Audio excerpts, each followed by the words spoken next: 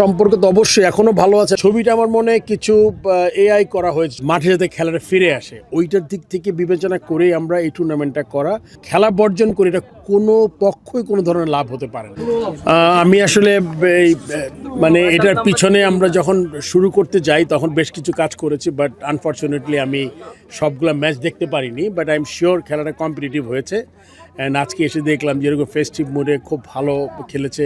আমরা যে চেষ্টাটা আমাদের ছিল যে প্লেয়ারদের আসলে ফাইন্যান্সিয়াল তো কম্পেনসেট যতটুকু করা যায় সম্ভব আমরা করার চেষ্টা করেছি বোর্ড থেকে, কিন্তু সবচেয়ে বড় কথা মাঠে যাতে খেলাটা ফিরে আসে, ওইটার দিক থেকে বিবেচনা করেই আমরা এই টুর্নামেন্টটা করা, যাতে তাদের ম্যাচ দেওয়া হয় এবং একটা সিজন চলে যাচ্ছে যাতে ম্যাচের বাইরে যাতে কেউ না থাকে এটা থেকেই।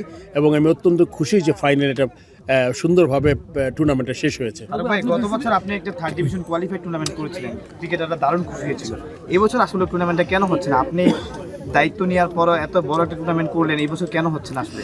এই বছরও হবে, এখনও সময় শেষ হয়ে যায়নি। আমরা জানুয়ারি শেষ করলাম মাত্র, ফেব্রুয়ারি মাস। আমার মনে হয় থার্ড ডিভিশনটা করাটা অত্যন্ত গুরুত্বপূর্ণ। আপনি জানেন 60টা টিম, যেটা প্রায় 12-13 বছর বন্ধ ছিল।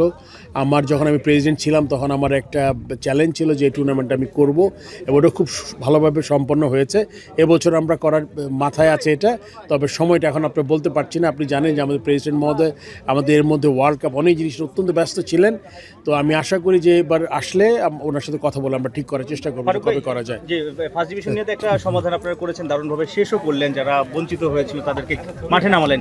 ঢাকা প্রিমিয়ার লিগ নিয়ে কোনো আপডেট আছে কিনা, ওটা নিয়ে একটা শঙ্কা আছে। আমার মনে হয় যে আমি সবসময় আগের মতোই বলছি, ক্রিকেটটা খেলার মাঠে থাকাটা খুব জরুরি।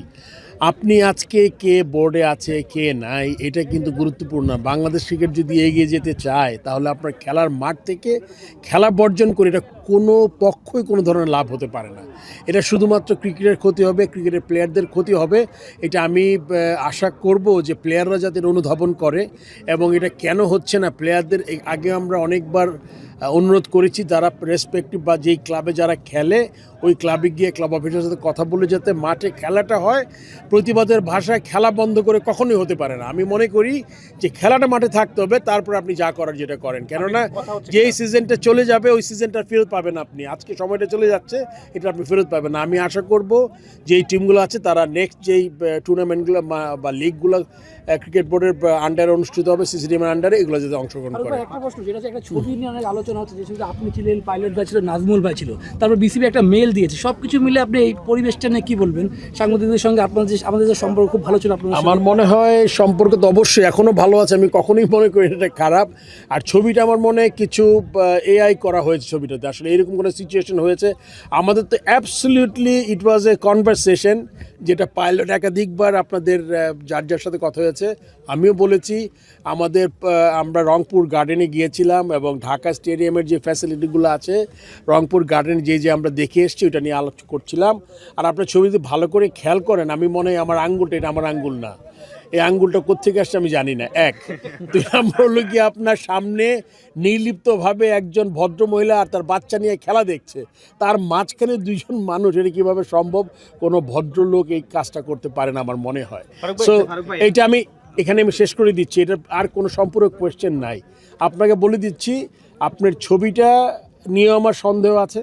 আর ছবি যদি কোনো কারণে কোনো পর্যায়ে যদি হয়ে থাকে, কারণ আমরা কথা বলার সময় তো হাত আর বন্ধ রাখতে হয় না, হাত চলতে থাকে। সো ওইটা যদি হয়েও থাকে, আমার মনে হয় এটা খুব সম্ভবত এটা বানানো একটা ছবি। আই এম সরি যদি ওই লোকটা থেকে থাকে এখানে যে ছবিটা তুলেছে। এবং আর এইটার কনটেক্সট ওটা কিছুই নাই ওখানে, ঠিক আছে? এটা একদম অ্যাবসলিউটলি এই ধরনের কোনো আর্গুমেন্ট, কোনো কথা মানে বিন্দুমাত্র না। শুধুমাত্র ক্রিকেটের কেমনে আমরা ডেভেলপমেন্ট, বাজেট কী হতে পারে, আমরা কেমনে করতে পারি, ফেজ বাই ফেজ যেতে চাই আমরা।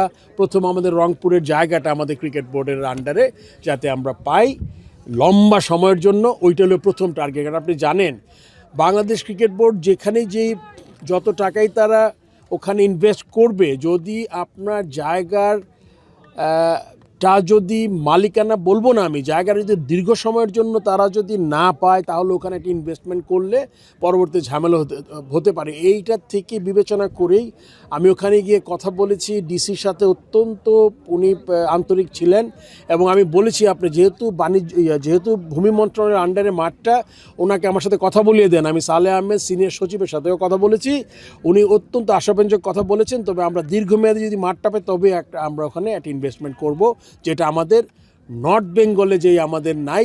অ্যান্ড এটা একটা চমৎকার শহরের মাঝখানে একটা ফ্যাসিলিটি হতে পারে, যেটাতে আপনি বিপিএল কেন যে কোনো ধরনের আন্তর্জাতিক ম্যাচে খেলাতে পারি আমরা। ফারুক ভাই, আজকে প্রেসিডেন্ট পাকিস্তান গিয়েছে, আসলে কি কারণে, কিসের জন্য মিটিং? এটা খুবই আমাকে প্রেসিডেন্ট রাত্রে ফোন করেছিলাম, আমি ধরতে পারিনি, আমি ঘুমিয়ে গিয়েছিলাম। সকালে দেখলাম, বাবা শুনেছি প্রেসিডেন্ট গেছেন, তিনি তো বলেছেন আইসিসি মানে একটা মিটিং করতে গেছেন। Next last question. ভাই, আমি প্রশ্নটা করতে চাই, ছবিটার কথা বলছিলেন, আমি সোশ্যাল মিডিয়াতে দেখেছি ছবিটা, আপনি বলছেন ছবিটা এআই দিয়ে হতে পারে, তাহলে আবার আমি দেখলাম যে ফটোগ্রাফারকে এটার জন্য ওয়ার্ন করা হয়েছে, সাবধানতা করা হয়েছে। ছবি যদি এআই হয় তাহলে ফটোগ্রাফারকে কেন ওয়ার্ন করা হবে? যদি হতে পারে কথা তো মানে অ্যাবসলিউটলি হয় নাই। মানে যদি এরকম আপনি যদি সত্যি যদি হয় তাহলে ওয়ার্ন করা হয়েছে, আর যদি এআই হয়তো নাই, এটা তো আমার মনে করি দোষের কিছু দেখি না। তার মানে আপনার ওই যেই বোর্ড থেকে যেই ওয়ার্নটা করা হয়েছে, এটাও আসলে আমি খুব বেশি জানি না।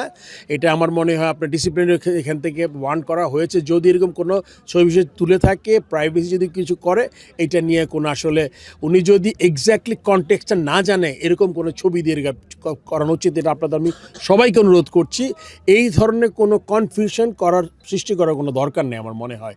আপনি যদি কোনো ছবি তুলেন, আপনি যদি পাইলট আমি বা নাজমুল সাহেবের সাথে যদি কেউ কথা বলে থাকেন, যদি কোনো পান, আপনি একটা ছবি দিয়ে যদি চালিয়ে দেন, আমার মনে এটা খুব ভালো। সাংবাদিকতা এরকম না করলে ভালো আর কি। আর কিছু আরেকটা ব্যাপার ভাই, হ্যাঁ, এই লাস্ট কোয়েশ্চেন, হ্যাঁ প্লিজ। ওনাকে যে মেইলটা করা হয়েছে সেটা হচ্ছে সিকিউরিটির হেডের পার্সোনাল মেইল থেকে করা হয়েছে। একটা পার্সোনাল মেইল থেকে কি করা যায় কিনা, বা এই সব ক্ষেত্রে বিসিবির স্পেসিফিক মেইলগুলো ইউজ করা উচিত কিনা? কারণ আমি তো আপনাকে বলেছি যে আসলে অনেক ঘটনা ঘটে যায় খুব তাড়াতাড়ি। আপনি অনেক সময় রিঅ্যাক্ট করার টাইমও থাকে না, যে খুব তাড়াতাড়ি করতে চায় আর কি।